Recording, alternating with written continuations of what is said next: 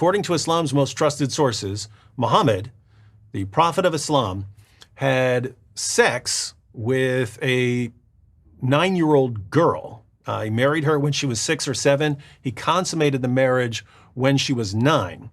And the main issue here is that Muhammad, as you know, is the pattern of conduct for Muslims. Right. And so the man who serves as the general pattern of conduct, the person you are supposed to emulate and imitate in Islam, had sex with a 9-year-old girl. And you know, Muslims try to imitate Muhammad in every way possible, like up to and including how they go to the bathroom. They're trying to imitate Muhammad in every aspect of life. And then we find out that their ideal pattern of conduct had sex with a girl who was 9 years old. And this has led to ongoing problems in the Muslim world, because there are places in the Muslim world where either they won't make laws against having sex with, you know, a young girl. I mean, marrying and consummating the marriage with a young girl who's 8 or 9 years old, or even if they make a rule or make a law, they don't really enforce it, because you just can't go around enforcing a law where people are going to be in an uproar, because by charging someone with a crime over this, you'd actually be insulting Muhammad. But just to show everyone what we mean, let's just read one passage. Let's go ahead and read one passage from the Muslim sources. We'll be reading more later on, but this is from Sahih al-Bukhari. It's number 5153, but right before Sahih al-Bukhari 5153, we have a chapter heading, and it gives a little background as to how this hadith is being used. So notice the chapter heading.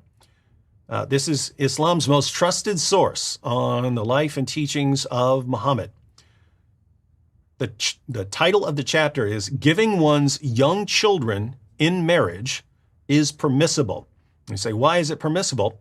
He says, by virtue of the statement of Allah, and for those who have no monthly courses, i.e. they are still immature, that's Surah 65, verse 4 of the Quran. And according to Surah 65, verse 4, which we'll be looking at in another video more closely, a Muslim man can marry, have sex with, and divorce a girl all before she's reached the age of puberty, and pass her on to another man who can marry her, have sex with her, and divorce her all before she's reached the age of puberty.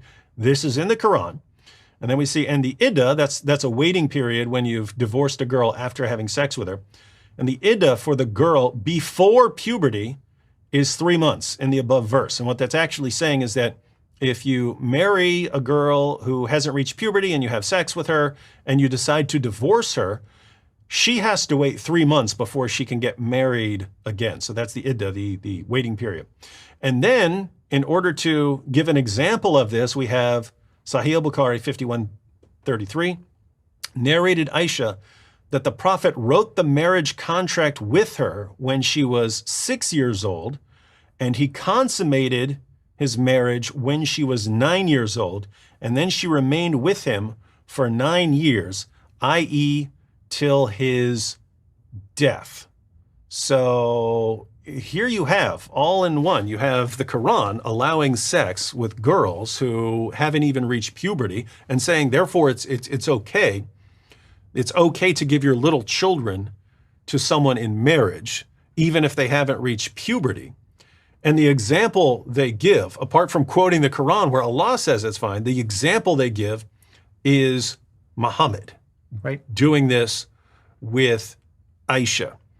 And so you can see why this would bother Muslims and why it should bother Muslims. If the pattern of conduct that you're saying that is the ideal pattern of conduct for human beings to imitate in every way, had sex with a little girl, and he's the example, and this is leading to all kinds of problems in the world today, you can see why this would be a problem. And just in case people don't understand why this is such a problem, a girl who hasn't reached puberty, or even a girl who has reached puberty, but her body hasn't fully matured. And that's a lot of things. That's something that many Muslim apologists don't understand. They'll try to argue that Aisha had reached puberty. We're going to see that their arguments there are wrong. But they try to argue that Aisha had reached puberty and therefore it was okay for Muhammad to have sex with her. What they don't realize is that puberty is a process. When a girl gets her first period, when she reaches menstruation, that is a sign that she has started puberty. But puberty is a process that takes a few years, during which a woman matures from a girl into a fully mature woman. And this takes time. Her breasts develop, her hips widen, her birth canal widens. And so the idea that, you can rush in to have sex with a girl who hasn't completed puberty is dangerous. I mean, we can look at previous generations and say, well, maybe they didn't know any better and so on. But the idea is that now we know it's not a good idea to rush in to have sex with a girl who's just reached puberty because her body hasn't fully transitioned into adulthood. But it's even more dangerous, significantly more dangerous, to start having sex with a girl who hasn't reached puberty because then her hips definitely haven't widened. If you're having sex with her and all of a sudden she's capable of reproduction and she gets pregnant immediately before her body has started to more fully develop, before her hips have widened, before her birth canal has widened, let me just list some of the problems. Rates of toxemia, sepsis, obstructed and prolonged labor, hemorrhaging, and fistulas all increase significantly for very young mothers. So there are all sorts of medical problems, both for the baby and for the mother, if girls that young become pregnant. And so the idea that the greatest pattern of conduct that we have is setting the example of doing something that is very dangerous for little girls. And he's setting the pattern of conduct for billions of people over the centuries. We can see why we've got a problem here. So it makes sense for Muslims to be bothered by this and disturbed by this, and definitely makes sense for non-Muslims to look at this and say, wait a minute, if this man is supposedly the pattern of conduct for humanity according to your God and according to the revelation that he delivered, we've got a reason not to trust that revelation. We've got a reason to say, hey, this doesn't look like it's something from God. Why would God be affirming that you're going to have sex with prepubescent girls and then giving as his pattern of conduct a man like Muhammad who had sex with a little girl and who justified it by saying that he'd gotten a vision, right? He said he had a dream where Allah was giving Aisha to him. Now, I don't know about you, Al, but if I had a dream where someone was giving me a 6-year-old girl, I would not think that was God. I would not think it was God giving me that dream. I would want to go see a psychiatrist. But Muhammad concludes, oh, God's giving me that little girl. When David Wood isn't busy sucking Arab dick, he's repeating same old refuted arguments against the Prophet Muhammad's marriage to Aisha. Now, as you've seen in that long clip, he keeps making the claim, oh, Muhammad had sex with a 9-year-old. He married a 6-year-old, yada, yada, yada, and this isn't the best code of conduct, or this isn't the best behavior for someone, which the Quran says is the best role model for humanity. Now, it's true that the Prophet Muhammad married a 6-year-old girl named Aisha. That's true. I'm not denying that. That's a very authentic hadith. It's true that the Prophet Muhammad consummated that marriage when she was 9 years old. Again, that's true. No Muslims denying that. What I'm saying is that this concept of pedophilia did not exist in 6th century Arabia. Pedophilia is a new concept in the 21st century. Somebody being a pedophile is someone who has sex with multiple children. We don't see this in the case of the Prophet Muhammad. Now, first of all, where in the Bible does it say you have to be 18 years old or 16 or 21 years old to get married?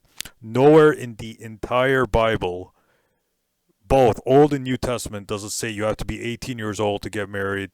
That's the minimum age of marriage, or the minimum age is 21, or like 25 or whatever. Nowhere in the Bible does it say you have to be 18 years old or 20 or 21 years old to get married to a man, for a girl to get married to a man.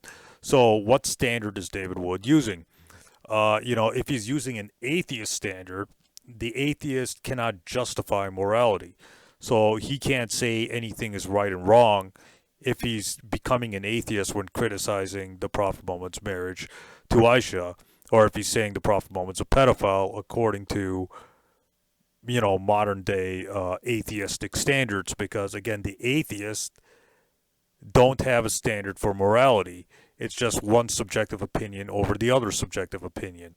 So the atheist cannot justify morality. So if he's using an atheist standard, well, they got no objective standard to begin with. They can't justify morality. If he's using the Bible to criticize the Prophet Muhammad's marriage to Aisha, well, then he's got a real problem, which I'm going to talk about pretty soon. But let me just address the Prophet Muhammad's marriage to Aisha. Yes, she was 6 years old when the Prophet Muhammad married her. Yes, she was 9 years old when the Prophet Muhammad consummated that marriage. That's true. I'm not denying that. No Muslim is denying that. All I'm saying is that, the Prophet Muhammad's example is marrying a young woman who's mentally and physically fit for marriage. The age of marriage, according to the Bible and according to Islam, is when the girl is mentally and physically fit for marriage, when she reaches puberty. So what did Aisha say? Aisha herself considered herself to be a woman at the age of 9. See Al-Tirmidhi, see the Hadith of Al-Tirmidhi, volume 2, pages 479 to 481, Hadith 1109. So Aisha herself admitted that she reached puberty or womanhood at the age of 9. The Maliki scholar Dawudi commented about Aisha's marriage. Aisha then, this is the important part, had physically matured well indeed when she was 9 years old. This is from the explanation of Muslim by Imam Nawawi, Book of Marriage, Hadith 75, Volume 9, page 207.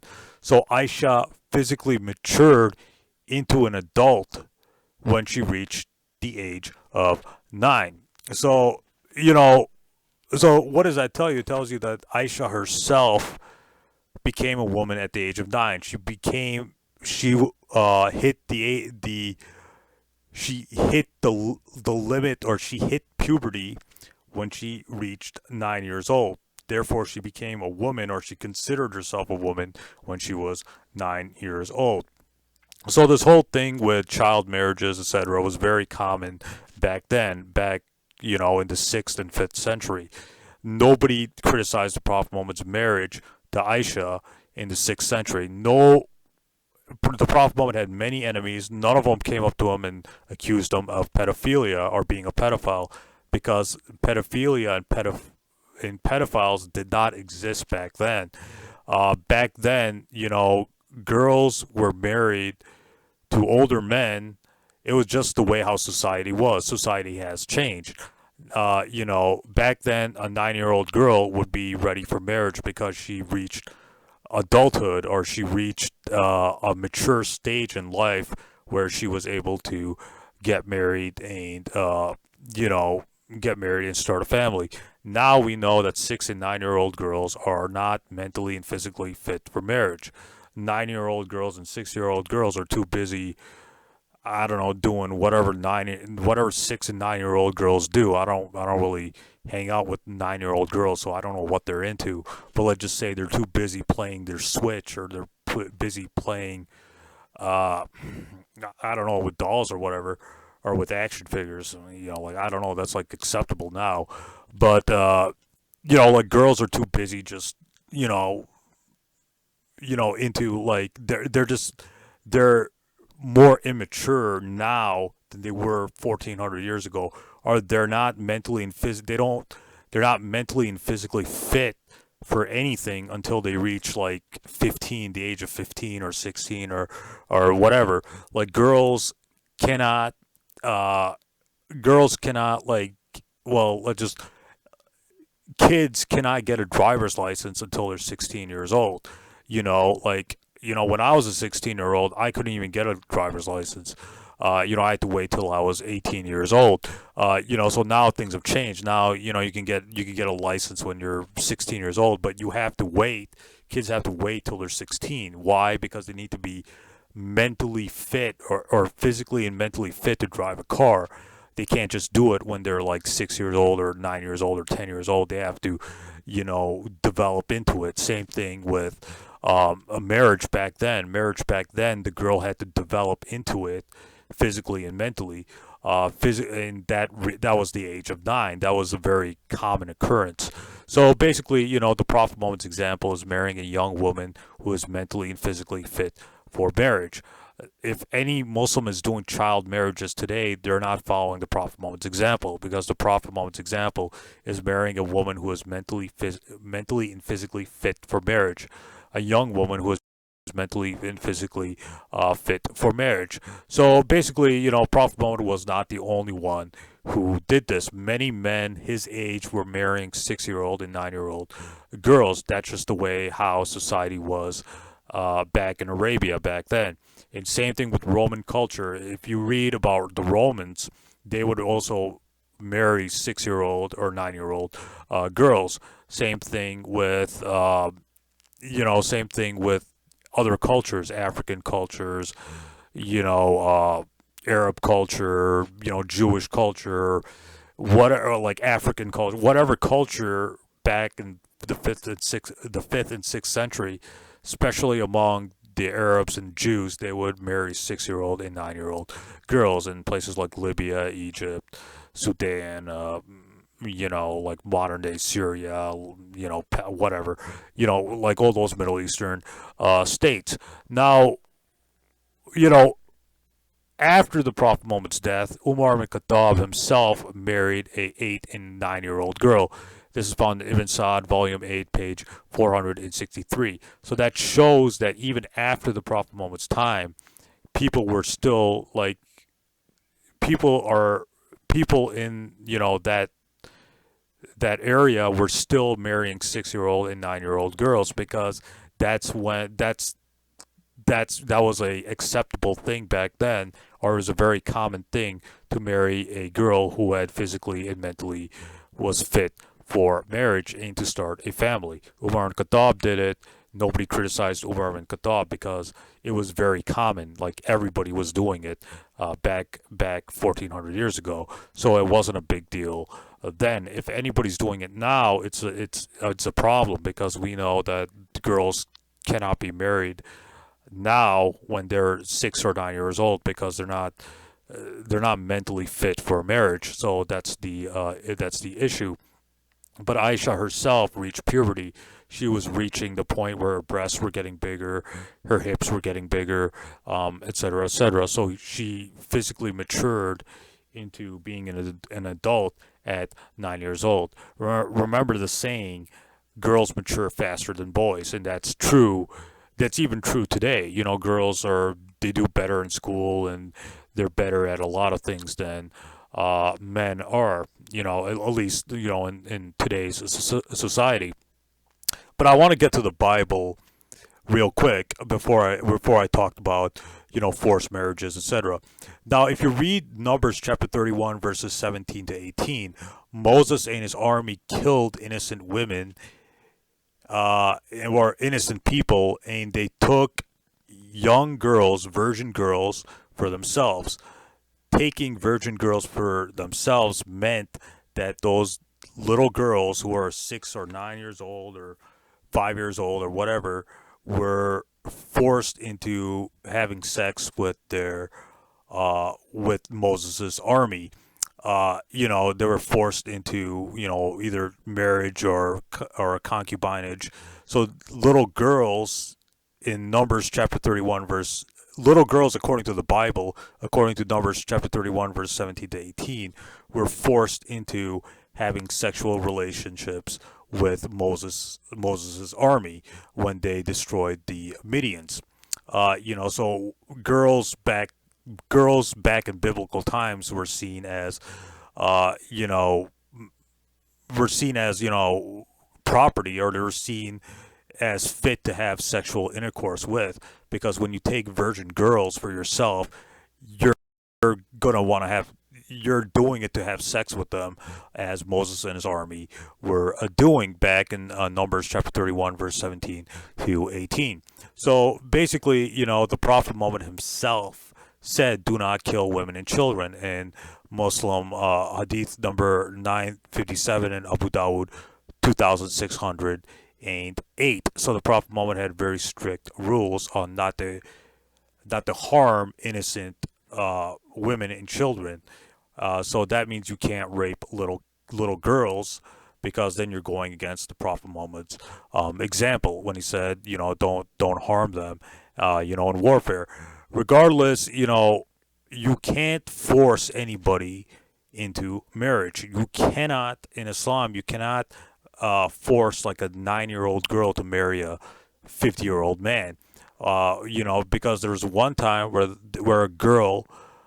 a woman was forced into marriage, and the Prophet Muhammad annulled, or he stopped that marriage. In Muslim Hadith 3305, 3307, 3308. So the Prophet Muhammad did not allow forced marriage into, he didn't allow people to, he didn't allow forced marriage into, he didn't allow, Muslim women to get married against their will. So in Islam, if there's a 6-year-old who is engaged to a man, she doesn't have to go through with the marriage. She can annul the marriage if she wants. So both parties have to agree to get married.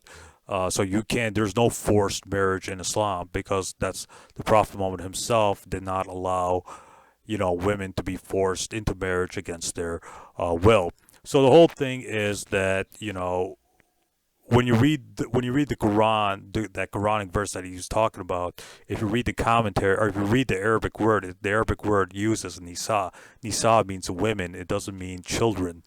So that's the whole thing. In Islam, you can an older man can get engaged to a little girl.